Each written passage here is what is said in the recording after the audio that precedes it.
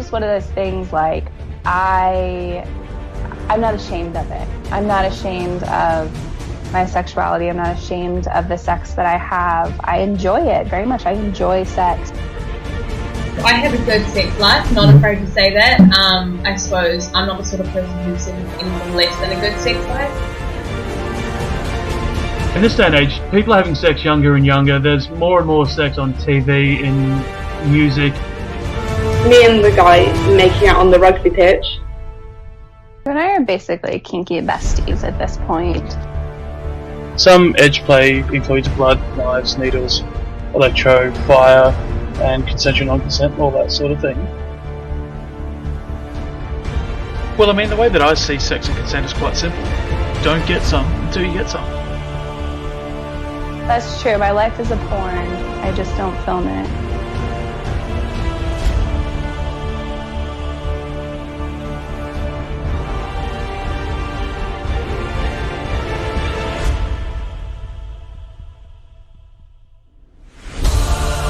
Welcome to the A-Slut podcast with your host, Steel Claw. Now strap yourselves in and prepare for some sexy talk, some educational chat, and terrible jokes. And remember, let's get A-Slut.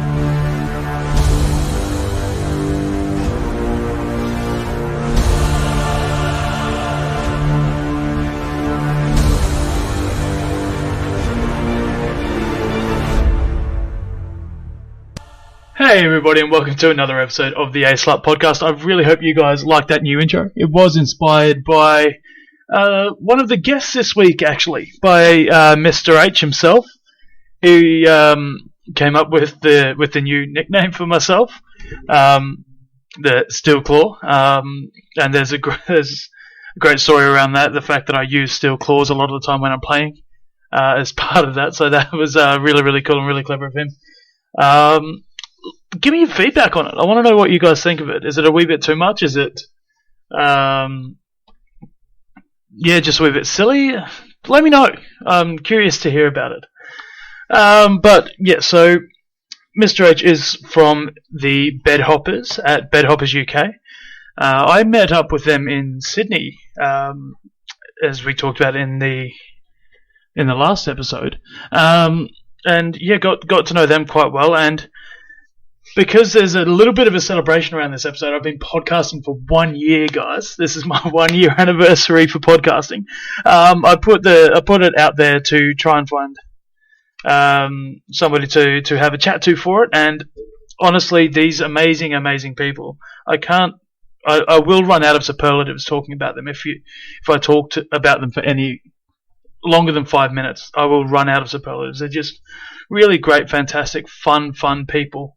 To talk with and to talk to, and it was really, really nice meeting them. And they, so they messaged me on Twitter, and within the next 9-10 hours, we were recording this episode. So I really do thank them for putting their hand up and helping me out, and helping me celebrate, I guess, this milestone of mine. It's just so stoked. I probably won't go too much more than this, but I know that Mrs. H is going to listen to this because of the soy sauce incident. You'll hear about it a little more as we go throughout this episode. It's an ongoing theme now. I did talk about it in my episode. Mrs. H did talk about it in the Bedhoppers episode. Just about. She vehemently denies that she spilled soy sauce on me, but she did. Let me tell you, people, she did. And it's going to go on, and probably the next 23 episodes that each of us do will be claiming our case as to who spilled the soy sauce on me. Was it myself or was it Mrs. H? But hey, it's all well and good. It's all great fun. So without waiting any longer, here's my chat with the Bedhoppers to celebrate my 1 year anniversary of podcasting. Get in the gym or to your car. With our advice, you could go far. We fuck things up and we make mistakes. talk about our sexy dates. It's getting hard for this to rhyme. Just as well, 'cause it's bed hopping time. And welcome to the show for my 1 year anniversary. I'm really, really excited to have these guys on. They're really, really great friends of mine now. It hasn't been too long, but they are now. Welcome to the Bedhoppers. Hello. Hello there. Hello. You say that we're really good friends, but you've got no evidence to clinically back this up, right? I do. He's my Pokemon friend. Really? Yeah. Pokemon friends. That's like extra friend. They're just like virtual friends, aren't they? Though they don't really count in the real world. Counts. It's like 100% more friend than you'll ever be. Really? So he's kind of, because he's Pokemon friends with you, he's doubling up the friendship with you, so therefore he can legitimately say that we are friends. You've actually lost me because it's really early in the morning for me, but he's extra friend with me. The Pokemath works out. Hello, I'm Mr. H, by the way. This is Mrs. H. Happy anniversary. Yeah, congratulations. Yeah, it's sort of flown by, and it's a really weird episode number as well. It's episode 31 because my scheduling is absolutely horrific as to when I actually put episodes Did out. not time it very well, did you? No, I've done this awfully because I started off weekly and everything was fine and it was all good, and then life happened. And it went to fortnightly, and then it just went to whenever I could record. I think so you're doing every like 3 weekly now. Yeah, Just randomly. I actually think it has been about 3 weeks since I did the Sydney episode. So this has worked out really quite awfully for me. It's fantastic. This is the amazing Sydney episode for us because it pieced together bits of an evening where we've covered one element, and I believe by the by covered another, and you've covered the third bit. So it's like Memento. If you stick all of those different shows together, you can piece together. We now know the full picture of what happened that night. Yeah, it was Mrs. Miggins in the corner with the candlestick, and you get to know exactly what happened with her, which is fantastic. I didn't even know she was there. I think Cluedo is the perfect analogy for what happened. This person did this in that room, while the other person was doing this in the other room. Exactly. It's what they were doing with the crowbar in the library, I want to know. It was more we didn't have a Cluedo. And we know that it's going to come up early because both my episode and your episode on the whole Sydney debacle had one common part in it. It really did. And it's about you, Mrs. H, isn't it? Oh, wow. That's, I think that's up for debate. It's not up for debate because I remember it involves clearly us both. It does involve us both, and your lovely husband was there at the time. So, and he did state on your podcast, what truthfully happened, and that was that you spilt soy sauce all over all of my gear, on my trousers, on my shirt, all over my arm. All of my fun toys. The truth of the matter, which is now going to come out as an expose today, I believe, is there was a spillage of soy sauce. This is true. However, it is you what done it. Hang on, I've been in witness protection since this incident. And he's changed his name 4 times. This has become an all-out war at this point. I have got in touch with the owner of the dumpling bar, and they are in the process of sending me an actual accurate account of what happened that night. And this will be aired on episode 52. No, it won't. The truth about the soy sauce incident. For those of you listening that don't have a clue what we're talking about at the moment, don't have a clue. Go back, listen to the Sydney episode that I did. I think it's the last episode, episode 30. For you guys, I think it was, what was it, 48? Sounds about right. Something around there. On the Bedhoppers podcast, you can hear all about what happened and all of this, and how this whole debacle started. It's that we were having drinks upstairs at a bar, a nice wee cocktail bar. I was like, I think the way that you put it is, you want make me a cocktail that's melancholy with a hint of red. Yes, that's the one. Yes. And then we went. Did you not do that though? Did you not request an emotion and a season just for your drink? I got it wrong because my emotions are hungry. So no, it's hangry. There's a difference. I suppose that is an emotion actually. I'm hungry and tired. What are you going to make me? More of both. I But think yes, that- we were obviously very hungry, went downstairs for dumpling bar, and you were clearly very inebriated because you spilled soy sauce everywhere. You are. We need to stop this now because it's going to end up taking up this whole podcast of just you and I going back and forth, going, you did it, no, you did it, no, you did it. I tell you what. What happened was a really fun night. I will say that. Yeah. So, and it was amazing to meet you. It was amazing to meet you guys because we'd met the night before as well at the play. Which It was awesome. And it was. Are you being charming, dear? Are you disarming him with charm and? Oh yeah, I mean he totally thinks I've forgotten about it now, and we've agreed to move on. But I can keep this going. Let it go. No, let it go. Never. Come on. Let it go. Let it go. Soy sauce in the post. Just send it. Just send it to New Zealand. It'll find its way here. We're that small. Exactly. That's exactly how a New Zealand post works in Epic. But anyway, we've jumped well ahead of how I wanted to start this. But so obviously you guys are the Bedhoppers, Mr. and Mrs. H. You're obviously podcasters. But I'll let you take the rest of it. I get the feeling Mr. H is going to take the lead on this one. But tell me about you guys. So we are both in the lifestyle, the swinging lifestyle, if you want to call it that. Oh, how saucy. How naughty. We've been doing that for about, I guess, 3 years, I think. I think it's about thereabouts, but we've been running a show about what we do for the last just over a year. So we're a little bit older and perhaps... wiser.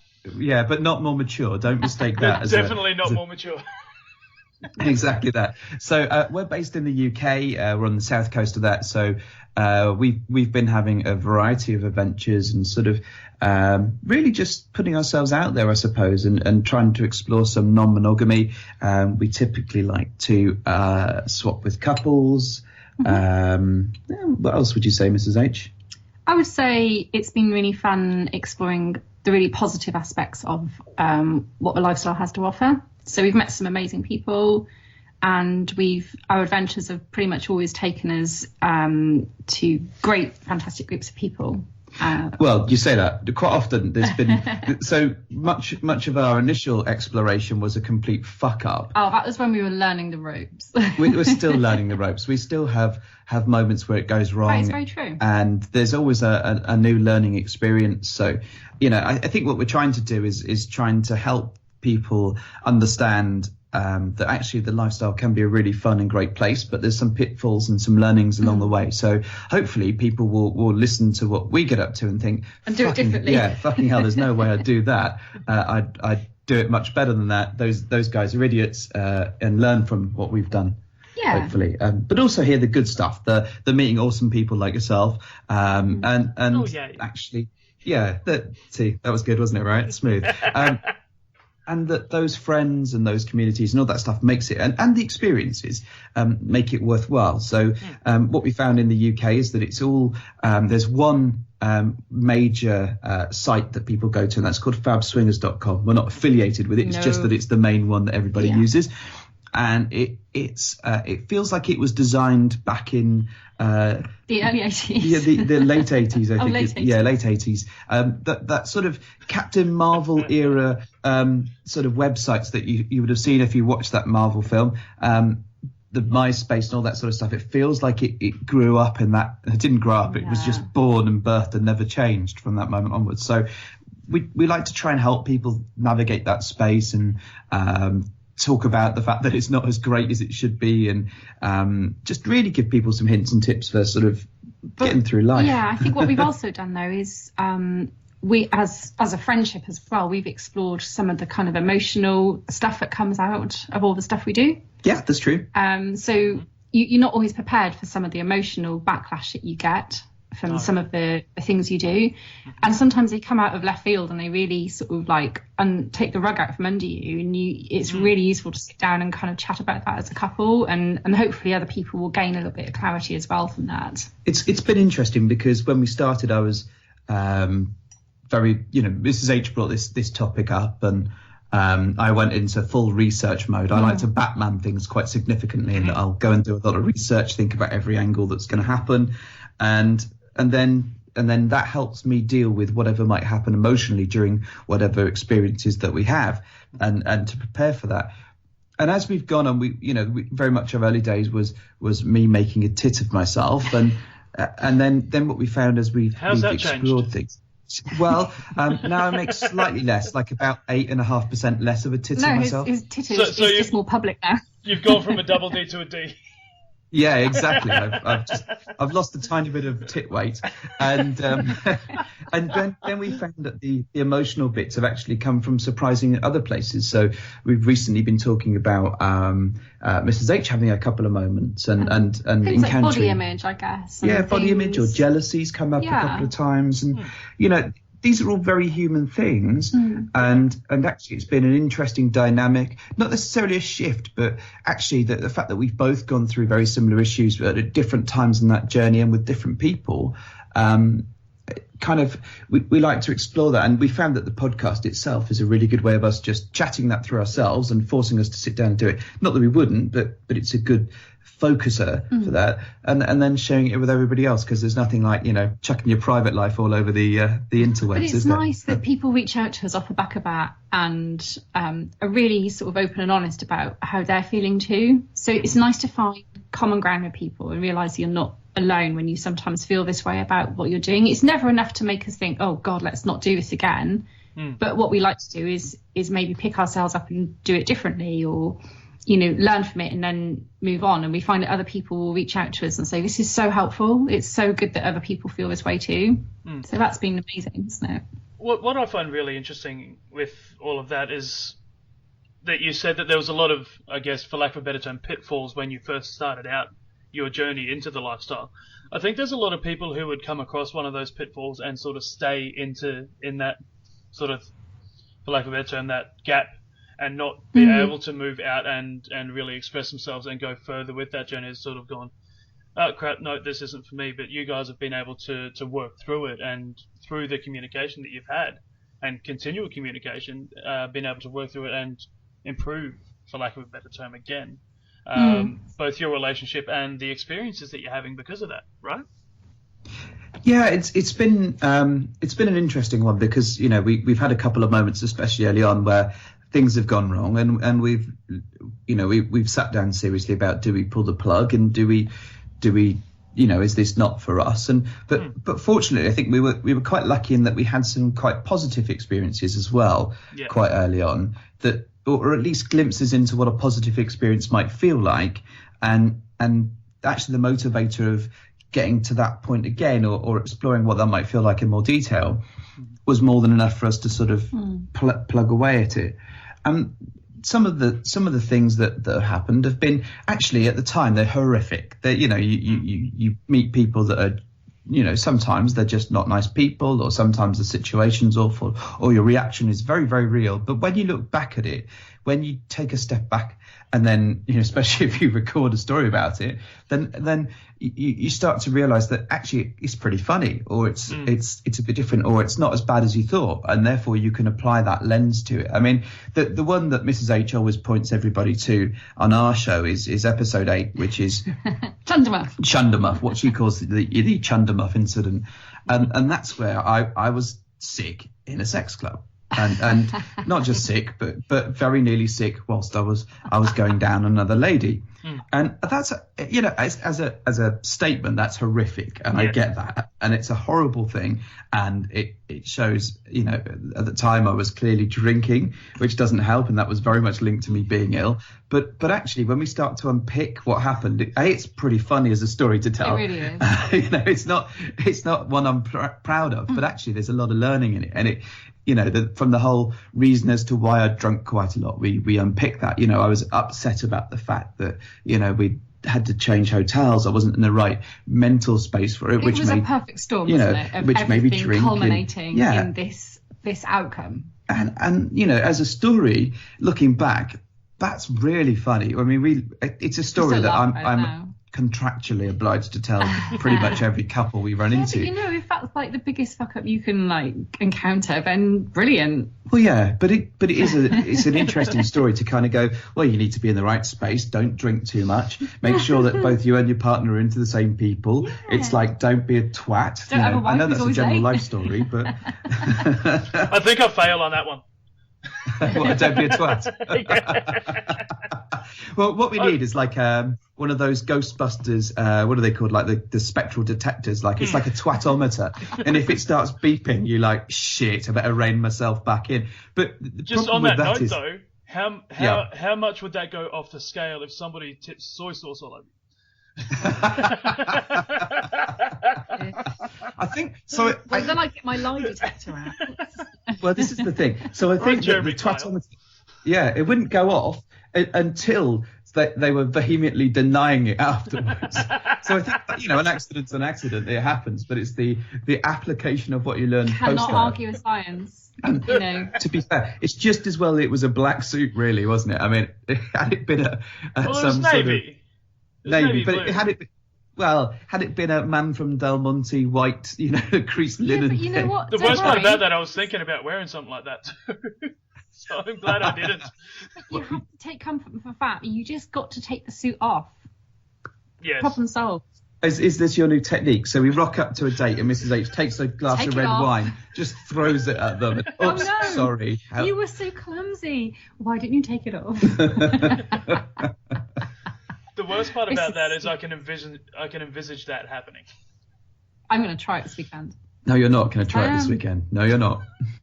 No, you're right. I wouldn't waste red wine like that. No. My twatometer's going right off now. Knowing how much you guys drank on your little tour as well, I'm not surprised that you wouldn't waste it. Honestly, it's been a culture shock coming back from Australia, and we both not drinking for 7 hours a day. Well, yeah, there was that, quite a shock. And I think actually we both had a body crisis moment. I think you more so than I, Mrs. H, but we've both been in sort of sincere. Let's get to the gym. Let's eat healthily. Let's have a very casual drink on over the weekend, and let's see if our livers will forgive us. Yeah. In time for the next time we have to go and drink heavily. So I'm feeling quite all right at the moment. I'm feeling like I'm better than I was before I left for Australia. At me at like 9:30 in the morning drinking coffee. I know, and not wine. It's not breakfast wine. I promise it's not wine. Hang on. It smells of Baileys. Why does it smell of Baileys? Let me throw it all over you so I can take your clothes off. It works right.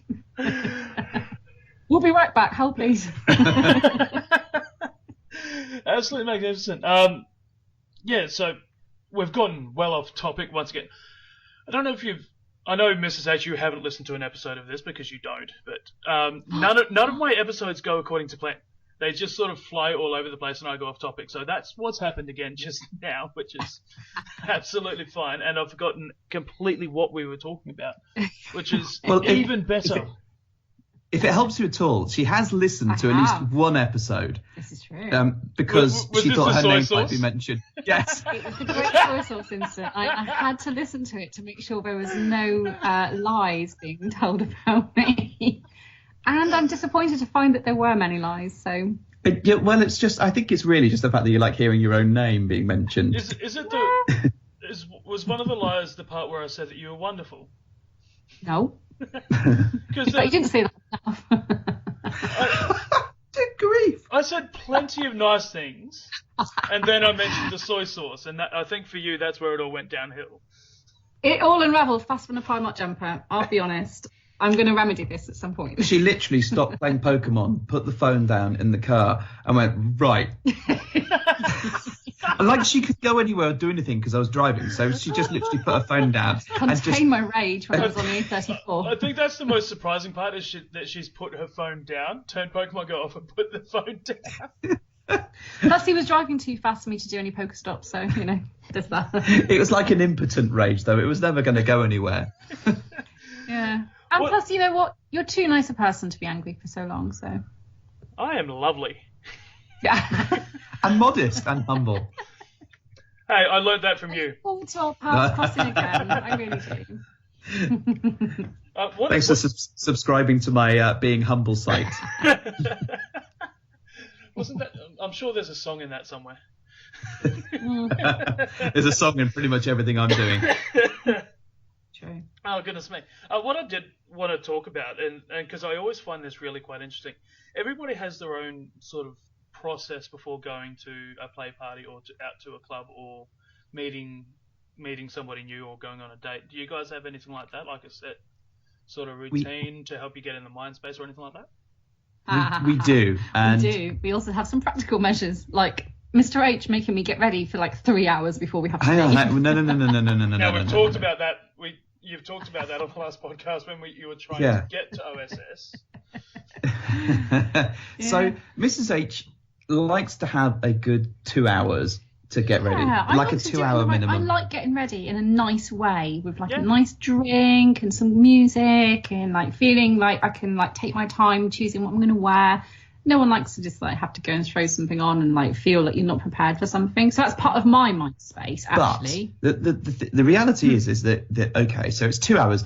I would give it 3 because we know that you never run to time, so it's easier to give you more time at the back end. You sound like a small child. Well, you sometimes have to be managed like one. So Who doesn't often love more room in the back end. Exactly. So we often have to work backwards by 3 hours by whatever it is that we're doing that day or when we have to leave the house, so that we know roughly when Mrs. H needs to start getting ready, or when the bath needs to be run. Would you call it preparation H? Yeah, preparation H. It's definitely there. So that's the first bit that we need to think about.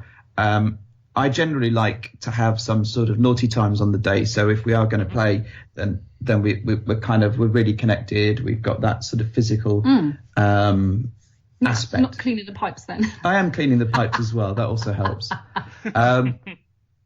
And sometimes I might do both. I agree. Connection is very important on the day, both before and after an event, if possible. It's not always possible. The longer you leave it to reconnect after an event, I'm not unhappy, but the less connected I feel. Yep. So I like to try and work something out so that we go into that mind space feeling like we are 100% on the same page and connected with each other. Yeah, sometimes there's a level of research that we'll do because we've forgotten the people's names. Often, like real names. Fake names, so maybe. So often you get like profile names or show names or whatever they might be. Yeah. And I am terrible for remembering names. But also Mrs. H has a habit of giving people nicknames. Of course. I shudder to think what mine was. Whoa. So do I. My friend, maybe it's changed since the soy sauce incident. But it's getting your head out of that. Don't use the nickname that we've referred to them as, and trying to remember which one is their real name. And some people we've met they've given us names and they've got site names or whatever. Then they've given us what they said is initially real names. They met us and then they've gone, no, that's not a real name. It's actually this. And I've got 3 sets of fucking names in my head plus a nickname, and I'm like, what the hell do we call you? So and that's quite rare, to be fair, but I mean normally there's at least 1 or 2 names that you need to get your head around, or an account name. And it's quite funny because some friends call us by our account name. So we've got our own private account on Fab, we've got the Bedhoppers one, and our real names. So there is we're just as bad as every bugger else. I mean, we know you're, Carla's spicy wiener. Yes. So it's quite a mouthful, really, when people meet us for the first My time. spicy wiener is quite a mouthful. So in terms of your question, going back to that, so there is a lot of just getting ready time and getting mentally in the right space as well. There's also the sort of, the shaving and the trimming of beards and all that sort of stuff. Yeah, I like to start 2 days early because I'm so hairy. So. All right, Chewbacca, laugh it up. Let's not get her to do an owl. Yeah. Now, my owl is extremely sweet and much better than the chicken. The chicken is my favourite. But the owl is far superior in terms of the animals. I don't think we're ready for the world to hear my sheep noise. It's, again, not typically part of a presentation or preparation. It's just, it's... Let me bleat like a sheep for you. Presentation. That's great, wouldn't it? Great to rock up with a presentation. How to play with my wife. How to behave. Bleat like a sheep would probably work in New Zealand. Although, especially if sheep is part of the postal service that's delivering soy sauce to you. But you're Welsh. Don't they have a thing with sheep or I goats know. or someone? Don't get me wrong. I've heard all the sheep jokes. Thank you. Yeah, we get the same here. It's all right. And the name thing actually that you just mentioned is really, really funny because as I was recording my part about Sydney, I'd completely forgotten two people's names that were actually quite a large part of the night and I had a really good PlayStation with. So I just went, what am I going to call them? I'm going to call them Bob and Jamie. Oh dear. And it was Viking and Vixen is what they go by, but it was my brain just went no, it just could not think of it. And by this point, I had their email address and how they signed off their emails. I just didn't think to look at my goddamn phone to go, that's what they're called. and we did it. We've done exactly the same thing especially with Australia, with meeting so many nice people. Shit, do we check that we can mention the names? I don't know. We don't know. Let's make up a name. And then you're trying to come up with a name that's not offensive. Well, I'm trying to. You're probably pushing for it. It differs from what I've written in my diary about the name I've already thought of in my head that I will refer to them secretly. And sometimes that marries up, and sometimes it doesn't. Yeah. So it's and we've come up with some mad names in the past, and it's you kind of, some of them work and some of them don't, and some people will immediately be on the phone to complain about their nickname once they've most people are like, oh, what's mine? and then you also forget some, don't you, Mr. H? Do I? Yeah, you forget some names sometimes, don't you? Oh yes, I may have forgotten to have included you in the roundup at the end. So I'm very, very sorry, and I beg of your forgiveness. Perhaps appearing on your show, like I'm doing now, would be apology enough to say we're very sorry and that we're here to entertain you instead. See, and this is why I'm glad you said yes to begin with, because I was going to play that card if you said no. But between that and the soy sauce, I thought I had enough leverage to be able to wangle you onto here. Hey, keep your wangling to a minimum. We know we can't see you right now, but I'm assuming there's a lot of wangling going on. Oh yeah, I am completely nude when I'm recording. But it's really cold here, so not so much wangling. More wingling. Yeah, that's probably more accurate. Cool. So you go through that process of see, I'm remembering things. Go through that process of getting ready and remembering people's names and doing your research and all that sort of stuff. Do you have a talk about any limits or anything for the evening or anything like that, or if this happens, anything along those lines? Because I know a lot of people do and some people don't. It sort of just depends on the person. I think we used to very much, and I think now it's much more about how we feel about that couple or those people, because that connection. So physical boundaries. And often we're more worried about their boundaries. Yeah. Because I think we're in a space at the moment where we kind of know what our limits are and how we're going to work and how we play. But it's a case of how do you feel about, I'll ask Mrs. H how she feels about the chap or the woman, and then we'll sort of figure out, are we that interested, or what happens if there's situations, I'll be comfortable with that. And sometimes you don't know when you're going on a date. Sometimes you're not sure, and even with people that you've met before, you don't quite. It's difficult to read the situation, and so we have much more of a chat about how we're feeling about them, rather than necessarily what we'd actually physically do, unless of course they have their own rules or whatever that we both wouldn't know about, because quite often it's one of us is managing that chat more than the other, and just purely because there's a few chats going on, and with real life getting in the way, you can't both focus on it all the time. So if there is a say they're soft swap only, or they don't like X or Y, or then we'll have that chat and we'll make sure that we're all on the same page. That said, we find often when people do come out with these rules that they often break them anyway. So very true. So you just got to be mindful of that. Yeah. So that we don't really tend to go into the what are you going to do, what am I'm going to do, because we've kind of experienced and lived that so many times. I think it's quite organic really now. It kind of flows anyway. because we're well practiced in reading each other and knowing where a situation is going, probably. But he's right. It's more about, we don't take one for the team. So we both just make sure that we're both, are you okay with this? Are you okay with that?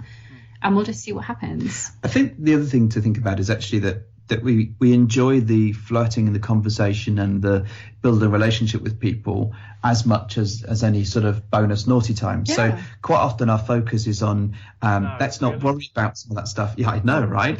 What a shock. I know, it's terrible, isn't it?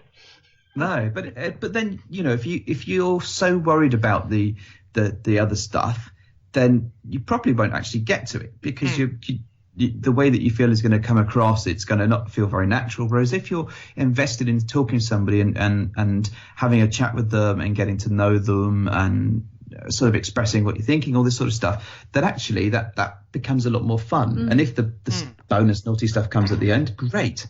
But if not, then you've at least had a very good time with exploring that person in the mental sense rather than the touchy-feely sense. And this is what I found it quite interesting when I came over to City, because in Christchurch there's not really any clubs. That just started up one recently, and there's been another one, but it's about 20 minutes out of town sort of thing, so it's a bit of a mission to get to. So it was interesting for me going into Sydney, obviously not having met anyone before, but we all met up the night before, and it allowed me to feel comfortable around you guys. We didn't play, but I did play with Bradford and the gentleman and Icarus, I think is the name that we've finally come up with amongst all three of us. Yeah. Yes. I went with Andrew, you went with Icarus, I think Bradford went with Io or Leader? Yeah, I think so. Yeah, something like that. Yeah. So I'm going to stick with Icarus at this point, but I think for me that made myself a lot more relaxed going into a situation where I knew nobody. You know, it would have been very difficult for me walking into that place would have been very difficult for me to leave someone like Bradford's side, for example, because we'd had a fairly decent back and forth before going into it. But yeah, it just made it a lot more, like you said, a lot more fluid, a lot more relaxing, a lot more natural, as opposed to forcing myself to go and try and talk to somebody without knowing anything about them. And it's quite a difficult thing to do sometimes if you're, if you don't know someone, you're going to, because part of what we've been doing over the last few months is going to a lot more clubs around the UK. There's quite a few, and we sort of rock up. Sometimes we say that we're going to them as the Bedhoppers, and sometimes we don't. But more often than not, we don't know anyone that's going to be there. We just literally, wander through and see what's going on, and that can be quite intimidating. But building those connections can also be particularly intimidating. So I absolutely understand where you're coming from. I mean, sometimes that's worked out, and we've ended up in some sort of light play situation. But the reality is more often than not, we've sort of ended up sitting in the corner, just observing stuff and seeing what's going on, rather than actually putting ourselves out there. And that's been part of our learning, that we have to be very, very mindful that our default would be to sit in the corner, observe what's happening, comment on it, probably quite sarkily, as you can imagine, with it being us, and hope that someone comes over and speaks to us. And so we've got to be really conscious of the fact that, if our default is that. See, now that's how my night started, was just sort of mingling and talking, and obviously the rest of the crew went upstairs, and I was just sort of, because I didn't officially get invited to go with them, so I was just sort of, okay, I'm not sure what to do in this situation, and then eventually just went, fuck it. I know I've met these people, I'm comfortable with these people, I have made out with a few of these people, it should be fine, and just sort of went to it from there. And even at one point I ended up playing with somebody that I'd never met before as well, halfway through the night in the little dungeon room, which was really, really, really cool as well. But I think that the scariest part of me, like, I'm not saying it's different, I think, for me in that case, because I was a single male going into a swingers club, which is, I think, is always just a little bit daunting, because I'd agree, a lot of people, I think, are quite wary of single males in that sort of environment. Luckily, it was a pendulum party, so it was a bi night, so it wasn't as bad, but there was still that sort of divide, I guess, for lack of a better term. Yeah. No, I get that. It's and it is tough for single guys out there. I think, it's quite interesting because, like you say, you did play with someone that you've never met before, so it clearly kind of works out, and that chatting and all that stuff that you do at the beginning of the night does sort of pay off sometimes. Groundwork works. Yeah, it does really, piss poor preparation and piss poor performance and all that sort of nonsense. It does. But for us, I mean, and we felt very, very sort of similarly to you, sort of going into that environment. It's a different country. It's a place we've not been before. We are lucky in that we had met. We knew 7 people going in. People. So actually, we did have a level of comfort, but had we just gone in by ourselves, I suspect it would have been quite a different. Yeah, we would have been shitting ourselves. Yeah, we would have been shitting ourselves. And I said this before. I was shitting myself a little bit because it was a pendulum party, and not that I have worries of all of this. That I'm thinking that men are going to be coming up to me and God knows what else. I don't. That doesn't bother me. It was just the fact that I didn't know whether Mrs. H was going to be, in a big pile of women, and that I wasn't going to be, because you just don't know, because of the unknown, you kind of, your imagination runs wild, and it's very difficult to Batman your way through something. Poor Batman was doing overtime, wasn't he? Yeah, well, Batman can't, if he doesn't know the lay of the land, what can he do? He can only use his bat skills. Bomb. Yeah. Lay down a smoke bomb. That's right. All he can really do is just sit there and go, I'm Batman. I'm Batman. Yeah. That's Where's about it. Exactly. Cool. And just on from that point, we'll make this our last point because I know you guys are busy. You're almost ready for work and all that. Yeah. Which is why I'm so appreciative of you guys coming on. A big misconception around this sort of swingers scene and whatnot is that it's all just one giant big orgy. There's men and men together. There's women and women together. There's cross and all sorts of stuff. As we've just touched on, Mr. H, you're straight. How is that going into that sort of scene where everybody thinks it's everybody for themselves? Well, I mean that's certainly not been our experience into it, but it's quite often it's a misconception. It is a misconception, but it's interesting because just last week I told some of my work colleagues and my manager that I'm in the lifestyle. And one of the questions that inevitably comes up is that in itself. It's always, do I play with the guys? Fine, no, I'm straight. But also, is it just everyone in there straight away touching and jumping on a big pile and big Roman orgy? Is it like the last days of Caligula? Exactly. And the reality, it isn't that. And I think for us, it can be that if you want it to be that. Oh, if you seek that out, absolutely, you will find that because there is always that somewhere.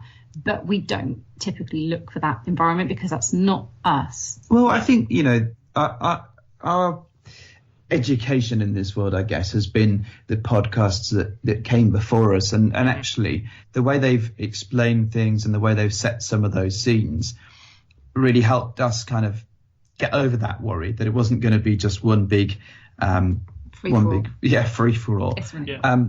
And actually the good bit, I think, going back a step further again, one of the reasons we stepped into this lifestyle was because actually we wanted to make some friends who were open and could chat about just sex lives. And, so many of my old friends and my vanilla friends are they can't talk about the sex lives. That some of them just went off sex and some of them just, left it was like this big whole season for over a couple of years that happened. That's a long season, I granted, but where it was really apparent that they just weren't in this healthy space. So for us, we kind of wanted to chat to people that could understand, that had sex, that wanted to talk about open things.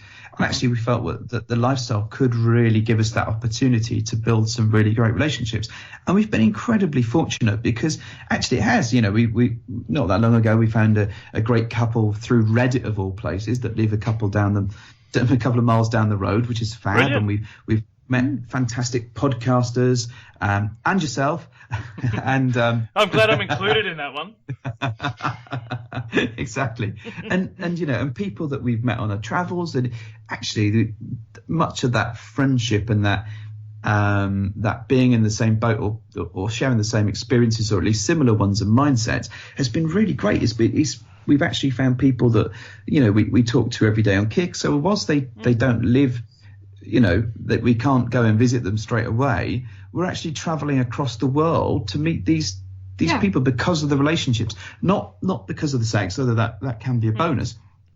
Actually, part of our movement to go to Australia for a few weeks and to Singapore was to see amazing people that we'd met previously, and carry on those relationships. I think it's really important that people, I always make it clear to people that every situation is not necessarily a pants-off situation. No, absolutely. More often than not, it is an awesome friendship, a great connection, like-minded people that I just want to spend my time with, and it doesn't always have to end in some kind of like sexual encounter. So and it can be fluid too. So you can move from pants off to pants on to pants off to pants on again, and relationships ebb and flow depending on what you want and how you feel.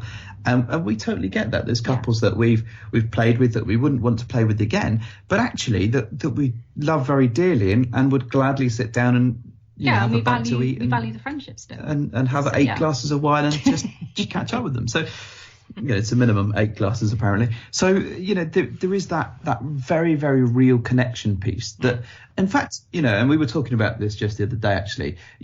If we couldn't have the sexy times, would we still meet, and would we still value that stuff? And even down to is a kiss better than a job?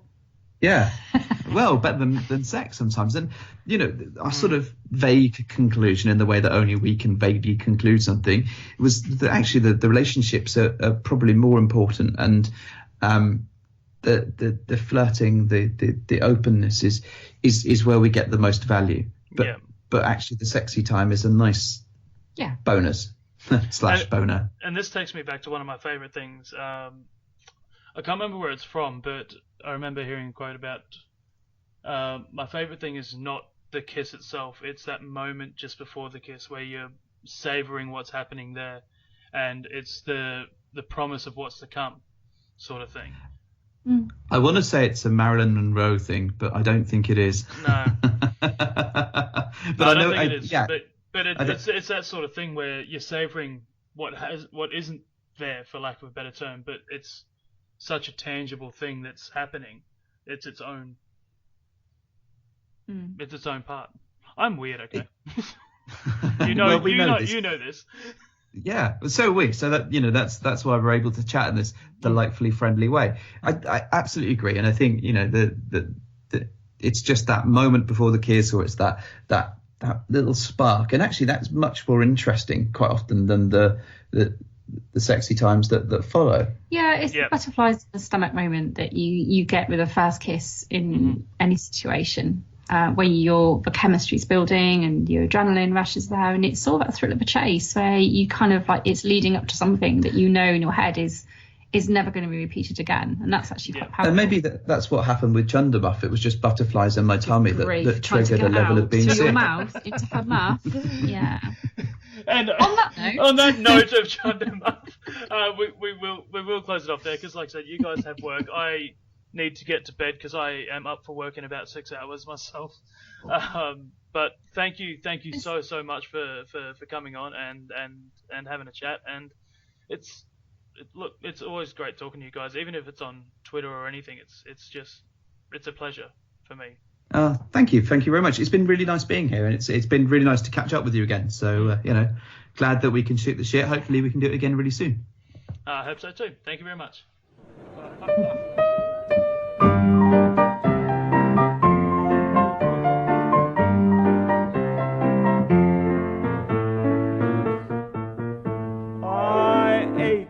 The touch of your lips, dear, but much more for the touch of your whips, dear.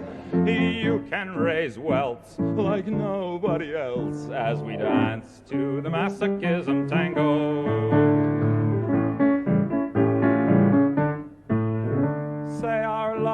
a flame, not an ember. Say it's me that you want to dismember. Blacken my eye, set fire to my tie as we dance to the masochism tango. At your command, before you here I stand. My heart is in my hand. Yeah. It's here that I must be. My heart entreats. Just hear those savage beats, and go put on your cleats and come and trample me. Your heart is hard as stone or mahogany. That's why I'm in such exquisite agony. My soul is on fire. It's aflame with desire, which is why I perspire when we tango. You caught my nose in your left castanet, love. I can feel the pain yet, love, every time I hear drums.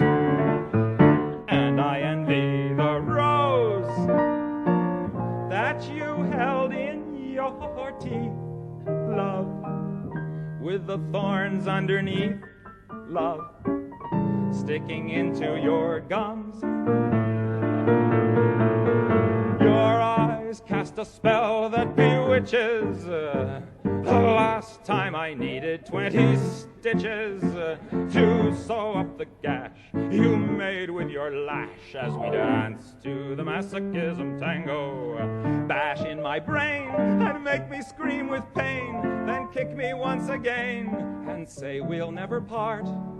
I know too well I'm underneath your spell, so darling, if you smell something burning, it's my heart.